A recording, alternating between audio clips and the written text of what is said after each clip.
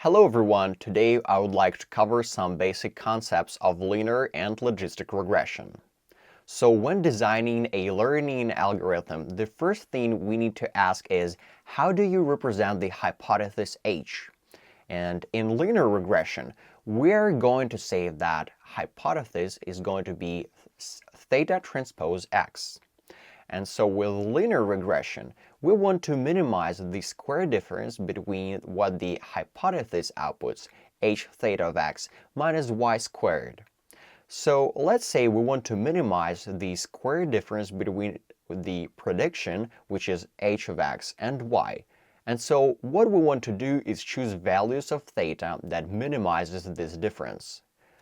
To fill this out, you have m training examples. So I'm going to sum from I equals 1 through m of that square difference. So this is sum over I equals 1 through all, say, 50 examples of the square difference between what your algorithm predicts and what the true price of the house is, for example.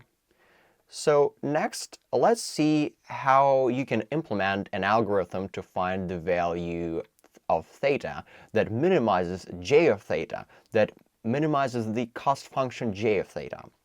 We're going to use an algorithm called the gradient descent. And so with gradient descent, we're going to start with some value of theta, and it could be, theta equals vector of all zeros would be a reasonable default. We can initialize it randomly. One step of gradient descent can be implemented as follows. For each value of j, so you're going to do this for j equals 0, 1, 2, up to n, where n is the number of features. For each value of j, updated according to theta j minus alpha, which is called the learning rate, times the partial derivative of the cost function j of theta with respect to the parameter theta j. But there is an algorithm which is called stochastic gradient descent. And instead of scanning through all m examples before you update parameters theta even a little bit, in stochastic gradient descent instead, in the inner loop of the algorithm, we take a gradient descent step using the derivative of just one single example. Often, stochastic gradient descent gets theta close to the minimum much faster than batch gradient descent. And so we continue updating parameters until the cost function reaches the minimum. Okay, so what I'd like to share with you now is really probably by far the most commonly used classification algorithm called logistic regression. As we design a logistic regression algorithm, one of the things we might naturally want is for the hypothesis to output values between 0 and 1. And so we're going to choose the following form for the hypothesis. So we're going to define a function g of z that looks like this. And this is called the sigmoid or the logistic function. If you plot this function, you find that it looks like this, where if the horizontal axis is z, then vertical one is g of z. And so it crosses x-intercept at 0.5. It starts off really close to 0, then rises, and then asymptotes towards 1. Okay? So g of z outputs values that are between 0 and 1. So previously, for linear regression, we had chosen this form for the hypothesis, theta transpose x, right? We just made a choice that we'll say the housing prices are a linear function of the feature x. Theta transpose x could be bigger than 1, it can be less than 0, which is not very natural for classification. But instead, logistic regression is going to take theta transpose x and pass it through this sigmoid function g. So let's make some assumptions about the distribution of y given x parameterized by theta. So I am going to assume that the data has the following distribution. The probability of y being 1, it will be the chance of a person having a high credit risk, for example.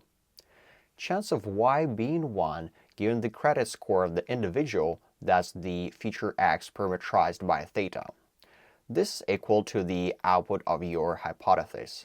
So in other words, we're going to assume that what you want your learning algorithm to do is input the features and tell me what's the chance that this individual has high credit risk, right?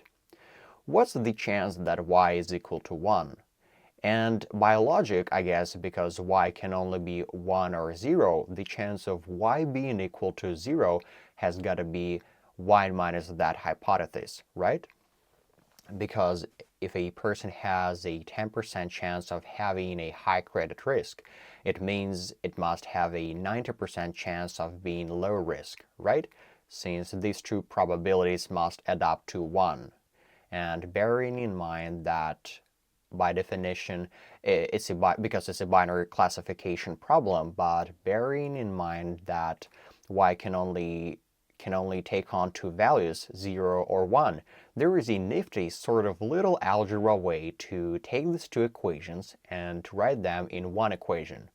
And this will make some of the math a little bit easier when I take these two equations, take these two assumptions, and compress it into one equation. You can see it on the last row of the slide. Okay, so we're going to use maximum likelihood estimation. So let's write down the likelihood of the parameters. So, well, it's actually p of all y's given all the x's parameterized by theta is equal to this, which is now equal to product from I equals 1 through n h of xi to the power of yi times y1 minus h of xi to the power of 1 minus yi. Okay, and then with maximal likelihood estimation, what we want to find, we want to find the value of theta that maximizes the likelihood of the parameters. And to make algebra a little bit more simple, we're going to take the log of the likelihood. And so if you take the log of that, you end up with this sum. And in other words, the last thing you want to do is try to choose the value of theta to try to maximize L of theta. Okay? Now, just to summarize where we are. If you're trying to predict credit risk, for example, you'd have a training set xi, yi. You define the likelihood, define the log likelihood. And then what you need to do is have an algorithm such as gradient descent to try to find the value of theta that maximizes the log likelihood. And what that means is we will update the parameters theta j according to theta j plus the partial derivative with respect to the log likelihood. We're trying to maximize the log likelihood, which is why there is a plus sign. You can take the derivatives of this big formula with the respect to the parameters theta in order to figure out the step formula. And it turns out, if you do so, you'll find that the Bayes gradient descent is the following. You update theta j according to learning rate alpha times this sum. It turns out that this function, that the log likelihood function L of theta, full logistic regression, it always looks like that. So this is a concave function. There is no local optima. The only maximum is a global maxima. Okay, that's it for today. Bye-bye.